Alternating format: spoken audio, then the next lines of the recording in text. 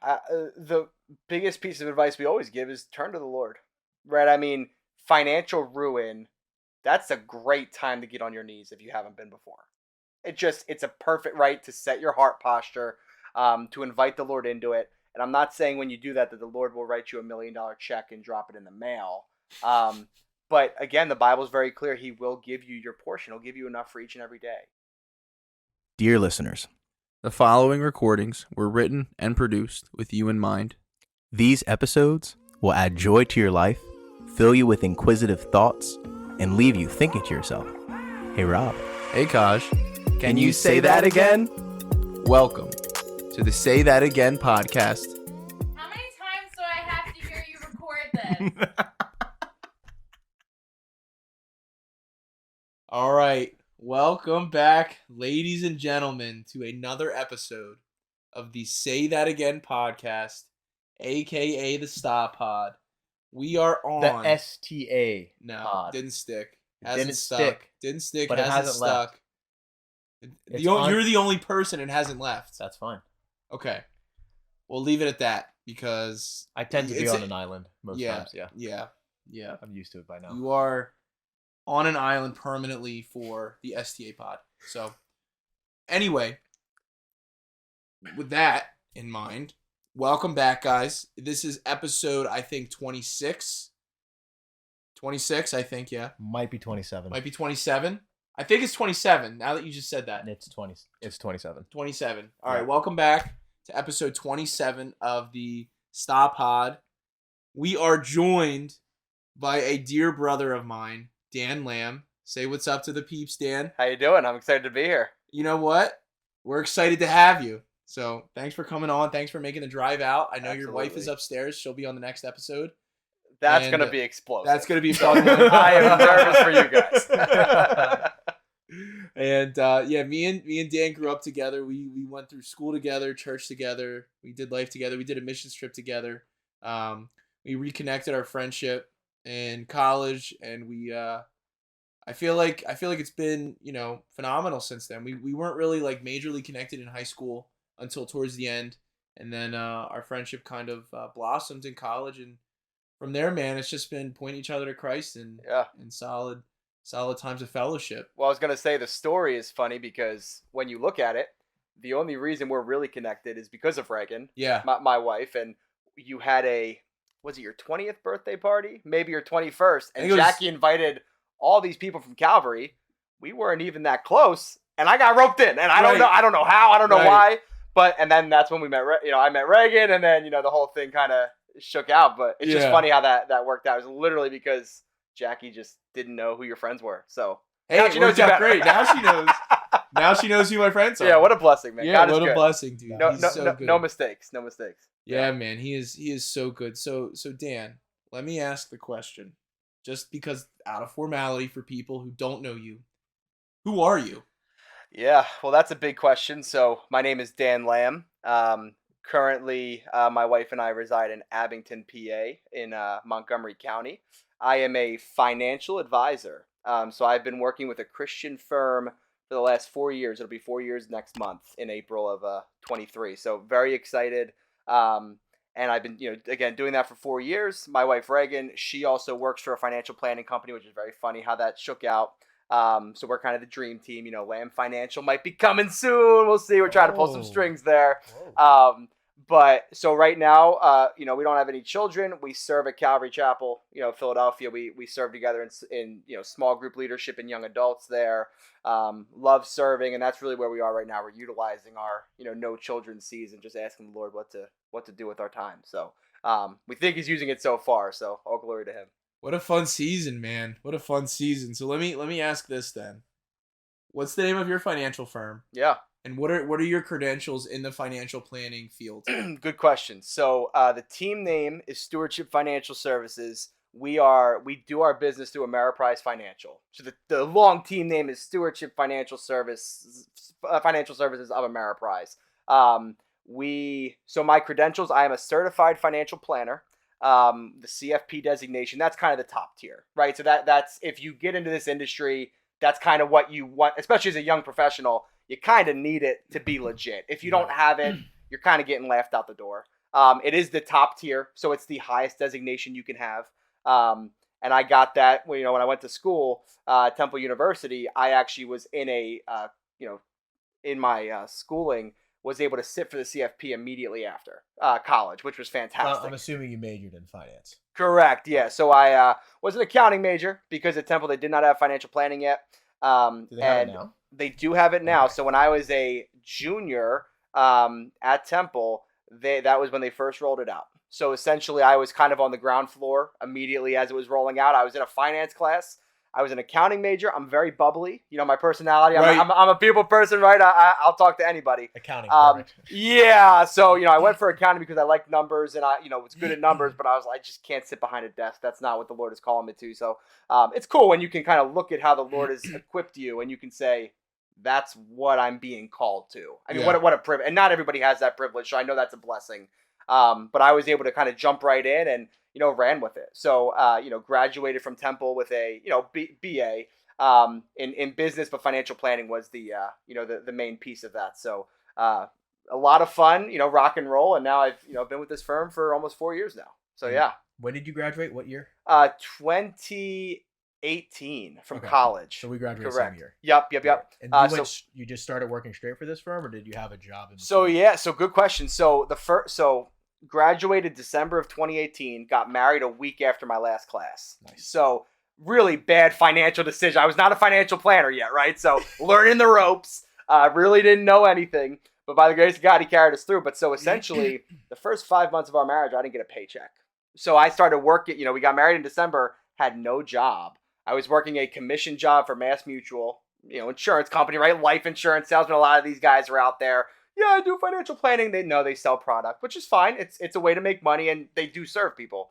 But it just wasn't what I wanted to do. The desire for me was not to make millions of dollars. It was to serve Christ effectively. And so I felt that with the way, that I'm doing business now, are able to do that better, and not just to, pad my own pocket, but to actually, Absolutely. help people for the most affordable price, right? You have to pay for these services, but at least it can be affordable. Absolutely. Which yeah. is great. Yep. So then you got started in financial planning. How? You were in college for accounting. Yeah. How did you feel that push towards something similar but a little different? Yeah. So essentially, the director of the financial planning school at the time walked into my my finance class. It wasn't financial planning; it was just corporate finance. She came in, and she basically just started talking about what is financial planning. It's helping people, right? Which is all about what we should all want to do as Christians. But it's the nerdy side of things as well that kind of got me fired up, right? Oh, we're crunching numbers, we're having fun, but it's helping families, right? So it's taking people that have no footing in finance and it's giving them that foundation. And that was really what attracted me to it. So as I kind of jumped in, I joined the Financial Planning Association of Philadelphia, kind of joined some chapters, just got used to what it is and learned a lot about it and realized that, there are some crooked people, of course. I mean, when people talk about financial advisors, they charge too much money. They only care about themselves. Bernie Madoff, absolutely. It doesn't have to be that, right? So that's the whole point here, where if we allow the Lord to take this, we can bless people through the Holy Spirit's leading. And that is the biggest piece of what we're trying to do. So again, we're excited to be, talking about biblical finance and not just how to make the best return. That's not the question is, what is the Lord calling us to? How much do we need to achieve that? And then how can we do that biblically, in a responsible manner biblically? And those are some of the things that we work through with our clients. Yeah. So the firm you work for is a Christian firm.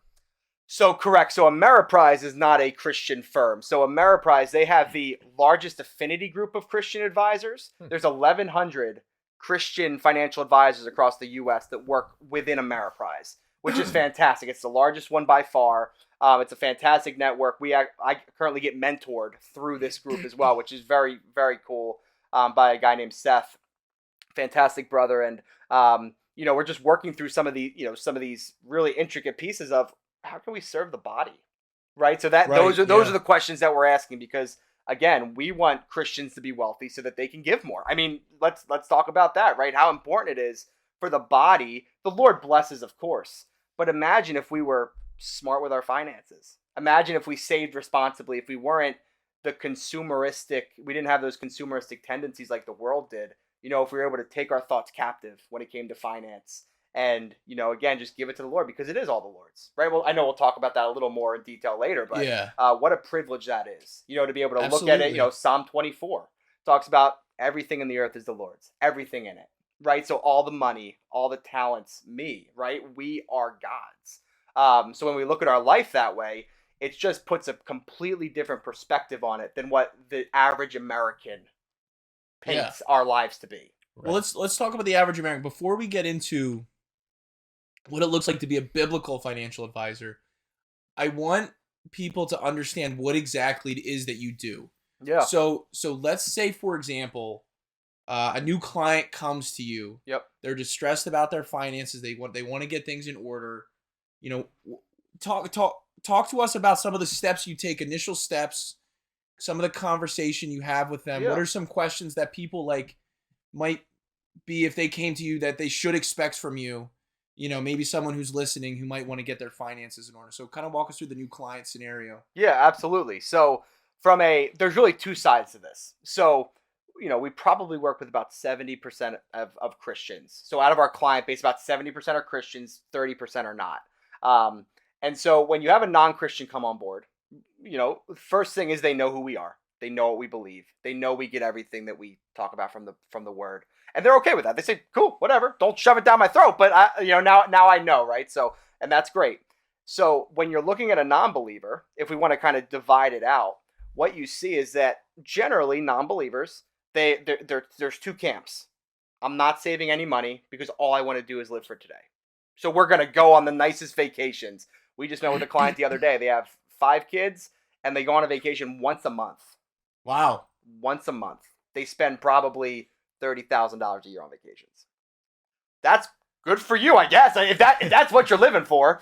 But that, again, so that's the one spectrum of we're just going to kind of not blow our money, but we're going to have a good time. Yeah, we're going to enjoy ourselves with what we have because I've earned it.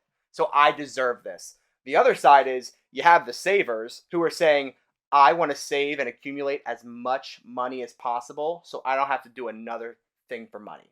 And there's a negative connotation to that, but essentially I'm just going to work my tail off. I'm going to retire by 50, 55. I'm going to have all my rental properties. I'm going to make all these moves so that I can stop. And so they're trying to accumulate to have the biggest dollar amount. They want the highest returns. They're never settled because, if your goal is 2 million, you get to 2 million, you say, oh, wait, world's kind of choppy. I probably need 3 now. So it's this constant accumulation of we're never actually going to be satisfied.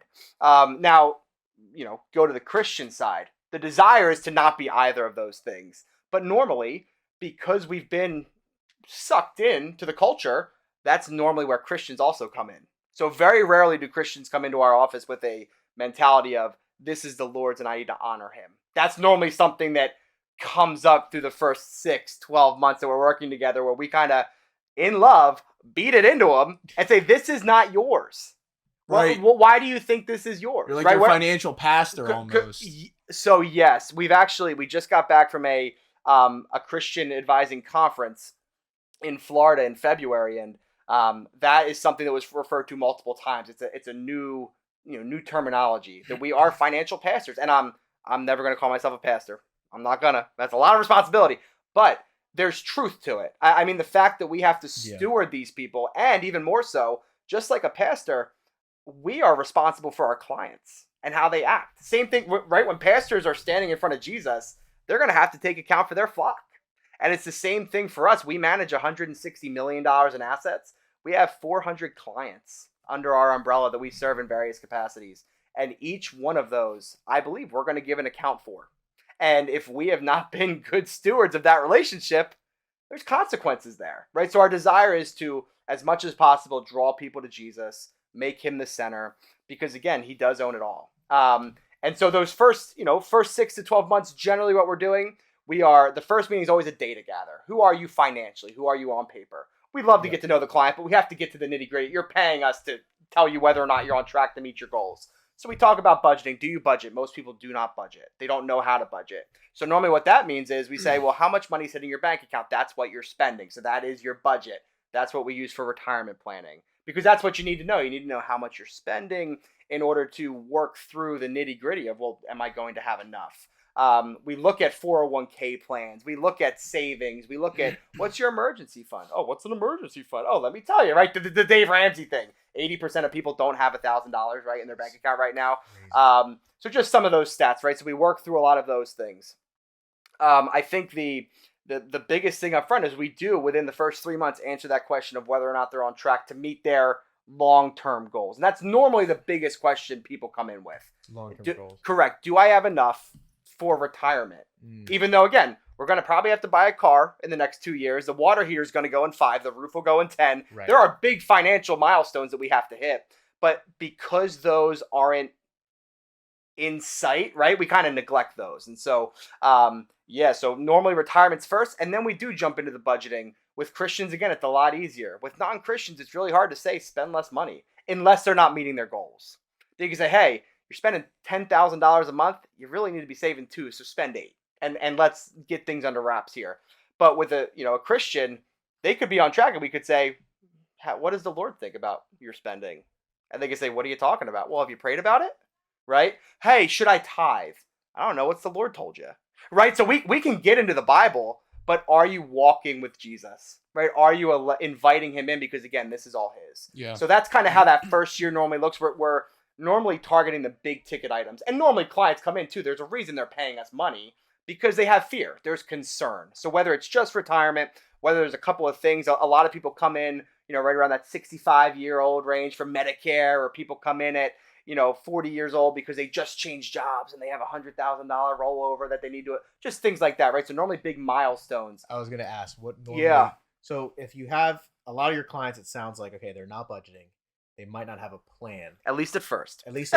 So then what triggers them, like, I'm going to pay a financial planner? Yeah. So I would honestly... do you guys go hard on ads to get clients? No. Is it mostly word of mouth? So we don't do any ads. We haven't paid for ads in, I think, 3 years. Like, we just don't do it. The desire is to serve our clients well so that they are our spokespeople, Okay. right? We want to be that kind of client where we provide them so much value that if they see somebody struggling, maybe not wanting to go out to dinner because it's going to be expensive. Hey, are you guys okay financially? Like, I have a great guy. Like, why don't I send you his info? And that happens all the time. We probably, So mostly word of mouth. Correct. It's a lot of referral based. And again, the desire is to not chase. So we'll get a referral. We call them once, and then if they want it, they'll come. Right? We don't do chasing because there's just no time to chase in our world. Now, I was actually years ago looking at Dave Ramsey, because Dave Ramsey, when you go through Financial Peace, is like, I have financial planners. Years ago, dude, we had a Dave Ramsey episode last year. No. What I'm saying is, when we went through Financial Peace University, personally, yeah. I heard that. Is this true? The SEC requires that a financial planning office has to call you 6 times. That's what these people told me, and they called me and called me. Yeah, that's a lie. Yeah. Really? Yeah. Okay.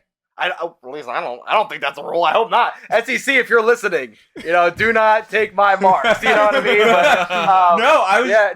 But, that's what one of the firms told me. Yeah. So that's just a hungry professional that doesn't have a big enough bait. Like, they need more clients. You know what I mean? Like, there's a difference between, again, I think it's similar in our practice. Could we make more money? We could absolutely make a push. We have a base of 600 people that, we have expressed interest or things like that.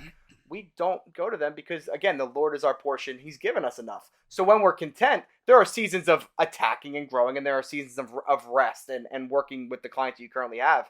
And again, we'll probably have another time of growth at some point, right? Yeah. Depending on what the Lord does. But we can say that if we do grow, it's not to fatten our pockets. I mean, last year, I think our business from our revenue gave away $100,000 to different organizations and chat. Like, we love giving. Does it hurt our bottom line? Yeah. Who cares about the bottom line? This is the Lord's. So we encourage our clients to give money. We give money. Obviously, we all tithe in the office. We all give above that as well. Not because we feel like we have to, but because the Lord's given us a lot. And so, to whom much is given, much is required. And the Lord gives opportunities to give sporadically and systematically. So we're just always preaching generosity. That's a big thing in our office. Because again, an open hand I think can change lives. And seeing people consistently have an open hand will bless individuals. So that's our desire there. What would you say are some of the benefits of having a financial planner? Because people manage their own money. They do. And some people Absolutely. are good at it. But like some, very, very few have the diligence to manage their own money. Or not even just the diligence, but the knowledge. The knowledge base. Because there's a lot of moving parts. And time. Right. Yeah. Like you do this full time. So what would you say is the key advantage to utilizing a person like you? So time is the big component here. So anybody can become an expert at anything. But what is the cost of that? So, if you have a family, if you're dating, if you're in full-time ministry, do you want to spend 20 hours a week for 4 or 5 years becoming an expert on something? Some people will say yes. Some people will say heck no. And those are the people that we love because they understand the value. Then there's the third that says, I don't know. And then they just never think about it until they're 58 and they're getting close and now they're panicking because they don't have anything saved. So I would say that the biggest benefit is the peace of mind. I mean, when you tell somebody your goals and we're able to run conservative assumptions and we are able to show that they are successful, I mean, imagine the weight taken off your shoulders. Because, and especially for, Christian clients, this is the most fun. Retirement's not in the Bible. Let's just kind of put that's the elephant in the room. Retirement's not in the Bible. It's not talked about. So what does retirement look like for our clients? Well, our desire is to get clients to a place where they can turn to the Lord and they can say, Lord, you've blessed me in a way where I never have to work for another penny. What are you calling me to? And maybe that looks like going overseas. Maybe that looks like serving in the church. Maybe that looks like doing a variety of different things, but it's work optional. It's income optional. Because from a we're made to work. We should continue to work until we die. The health statistics, well, I don't know if you guys have seen these, but if you retire and stop working, if you watch The Price is Right all day, you die like 17 years earlier than the average person. Like, it's crazy. Yep. You literally die very quick. So most people that retire, they don't do anything for 6 months, and then they're begging to come back to work. Or they're going to pick a job at Home Depot because they just need something to do. They need purpose. And Christ gives us that purpose through work. And so that is the desire there. Now again, we just had a conversation with an unsaved client the other day where they're very, very successful for the long term. And we talked about giving. And he was like, what are you talking about? I've earned this. This is mine. Right. So it's it's countercultural to talk about giving. And what does that mean? What does that look like? Meanwhile, we have clients we have one, for example, that just had it was an aunt, I think, pass away, left her $250,000. We put it in an investment account and the interest she's giving away annually. So she's just like, and if we take off the principal, cool. Again, it's the Lord's money.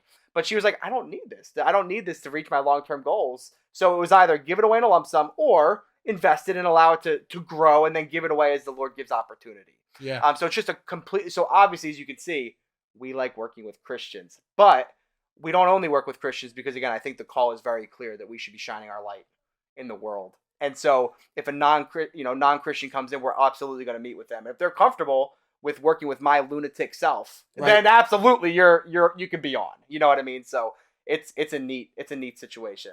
But I think those are that's one of the biggest benefit is the peace of mind that you have from a Christian perspective, a brother in the Lord, a team. We have 4 people. We have 3 advisors and an executive assistant. Okay. And they all love you. We pray for our clients weekly. We pray with each other. We have fun. I think, in May we're having a pickleball tournament with some clients. We have a Christmas party. We do stuff like that. We have fun because, again, life's too short. Let's fellowship. Let's enjoy this. We're going to talk about the markets. We'll talk about the economy's exploding right now to the negative. If you don't watch the news, things are bad, right? Things are choppy. But again, when you have the understanding that the God owns it all, His hand is on everything. His hand is under everything. He's lifting everything. Who cares? There's no stress. And so, again, now there are advisors right now that their book has dropped 20% because the markets have gone down 20% and they're hurting because they spend everything they make and things are, they're not able to live that lifestyle they used to. There's no stress. So it's just a completely different model than what you see from the normal, the Morgan Stanley advisor or even the Ameriprise advisor that's not saved. It's just a completely different mentality. Yeah. So we can cut this if you don't want to talk about it. No, please. But you mentioned the possibility of Lamb financial advisors coming up. Is there If my partner's listening, he will not be happy. okay, No. That was my question. I don't know if you want your partners to hear this. No. So that's fine. So I've always joked. So, like I said, I work within Ameriprise Financial. Reagan works with another Ameriprise advisor in Center City. Okay. And so it's interesting because she came on probably a year after me. I think she's been with her boss for about 2.5 years now. And when she came on, I was kind of able to train her. We kind of were able to work together. Not actually, because our clients, we serve different clients. He is not a Christian, completely different practices. But the gist was, hey, let's help her out. Let's make sure she has her footing. So I always make the joke to everybody we talk about finance with, oh yeah, Lamb Financial's coming down the pike. But I'm just going to share this. You can cut it if you want. We were talking about when we were going to do this podcast, would Reagan and I do one together? Would we not? And Reagan's words were, no, because Dan talks too much. And I can't, so if we can't even do a podcast together, I don't know if we're going to be able to open a financial planning firm. So, again. No, that's fair. The Lord can will anything. We are not. But so, again, we're keeping it honest here. So you do not need to cut that. That is really fun. I think she'll appreciate hearing that too. Absolutely. Absolutely. Yeah. So, all right. As we kind of wind down, because we're short form, right? We're not Joe Rogan. So, yeah. What would be one piece of advice that you would give? It could be two pieces of advice that you would give to someone who's in financial ruins. Even in 2.5 pieces of advice. That was a really bad joke. I know. That was for you. That was great. I'm cracking up. The cameras see. Horrible joke. Yeah, cracking up. Horrible joke. Someone who's in financial ruins. Someone who's like, dude, I don't even know what to do with my finances right now. I have no money in my bank. My credit cards are crazy. Like, what would you say to that person? Yeah. The biggest piece of advice we always give is turn to the Lord, right? I mean, financial ruin, that's a great time to get on your knees if you haven't been before. It's a perfect right to set your heart posture, to invite the Lord into it. And I'm not saying when you do that the Lord will write you $1 million check and drop it in the mail. But again, the Bible is very clear. He will give you your portion. He'll give you enough for each and every day. And we have to believe that, whether we're homeless or whether we're in a $5 million house, which we are not. But we have to, because the Bible says it. So it's truth, right? The Lord will give us our portion. And so my encouragement would be turn to Jesus. The second piece is this. There are a lot of financial advisors out there that love people.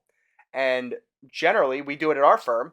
We have free consultations. So we just had a prospective client, just a quick story. She's 72 years old. Her husband just passed away. We really love working with widows. I think the Bible's clear. We need to love widows. And so she was like, hey, I have a little bit of money. This is kind of all I have. And we were not expecting her to become a client. And because, again, it was more so, why don't you come in? We'll take a couple of meetings. We'll serve you for free. We didn't tell her this on the phone, but we would love to work with you. She came in. She loved us. She wrote all her money to us. And she was like, the reason I did that is, well, number one, on the phone, before we end every call, we pray. So whether or not it's a Christian client, we always offer prayer. Hey, can we be praying for you? Can we pray to end our time? And she, was tearing up. She's like, I just really appreciate you guys. And you guys have taken the extra steps, because that's what the Lord calls us to do. And again, there are a ton of Christian advisors out there, or non-Christian, that will say, hey, come in. Let's sit down. Let's chat about it. And we, just last year, rolled out a educational format where we help people that are younger, right, in their 20s, maybe early married, maybe just brought on a single client, where we're teaching financial foundations for almost like a subscription package, right? Because we love subscriptions. We love paying money monthly and then just forgetting what we have. But this is nice because we sit down 6 times in the first year. We work through the fundamental things, right? So what is debt? What is investing? What are mutual funds? Right? We kind of work through all these things together.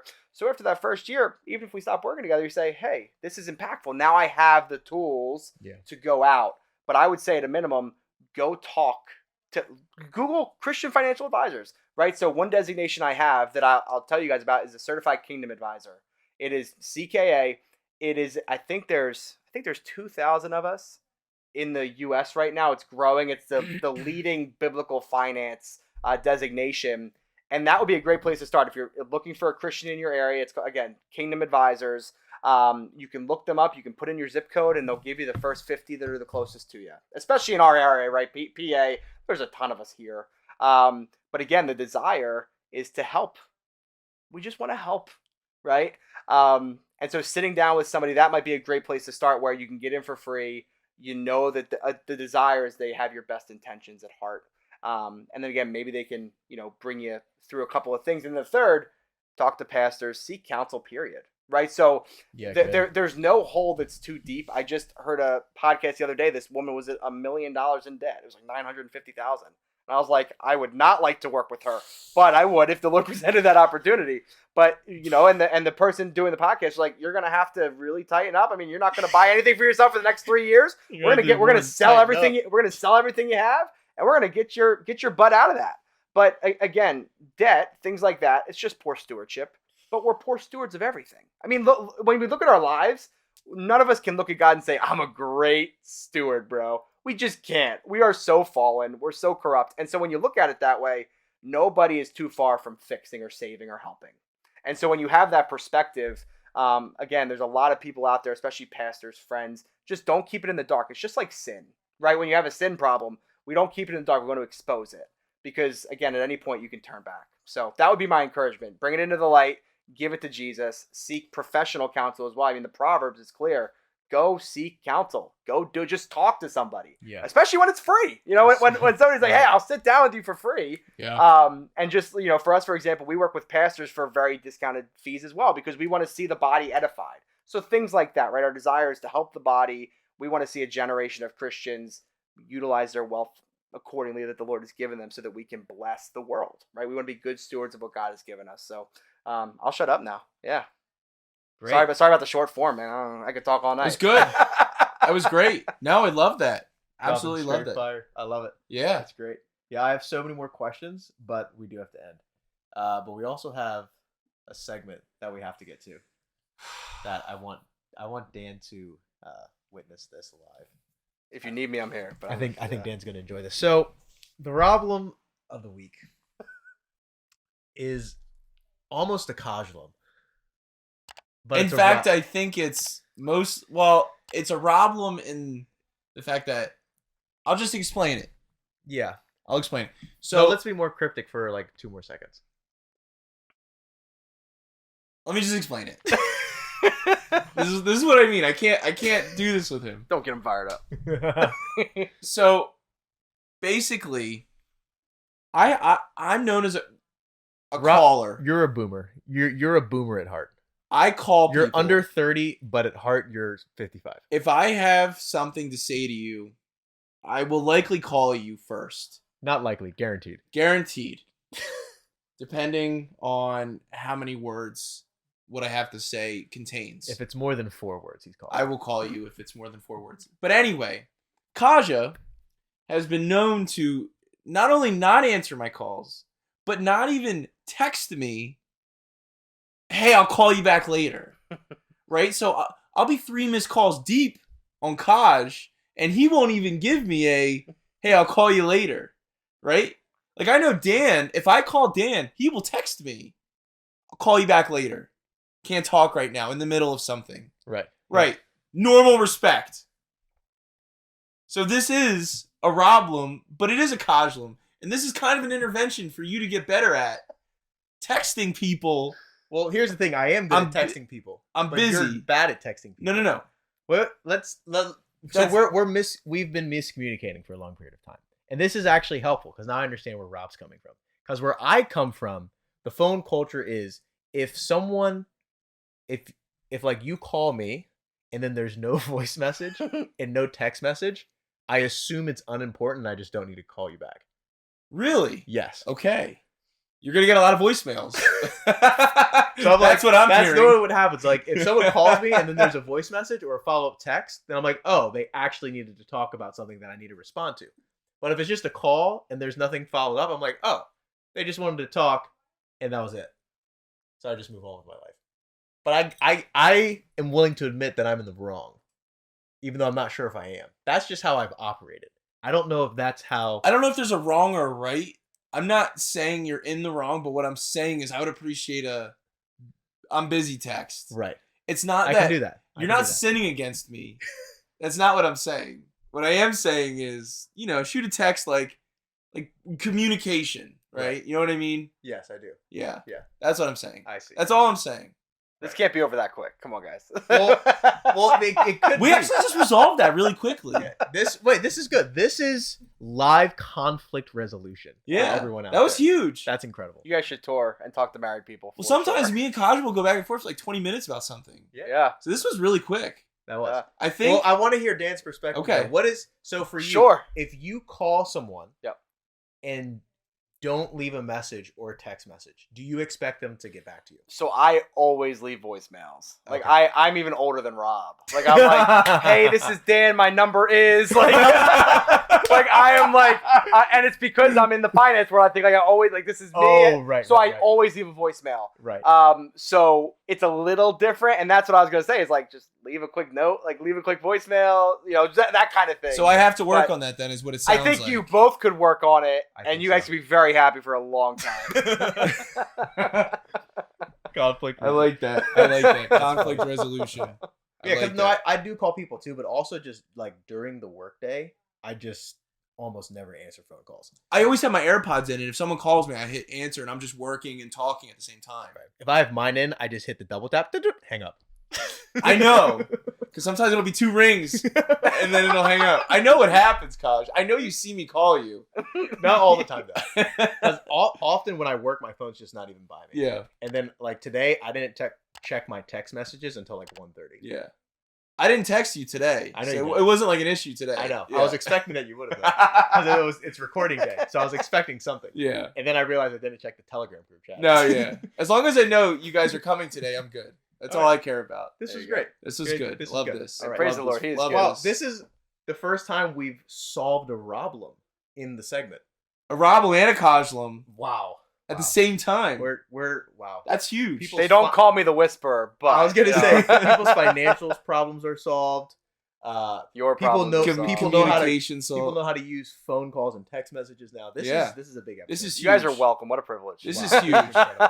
All right. So, with that said, thank you for joining us, Dan. We appreciate Yeah. your time with us. Appreciate you guys. Keep doing the good work. Oh, absolutely. oh, we will. Oh yeah. And with that said, we'll catch you guys on the next one.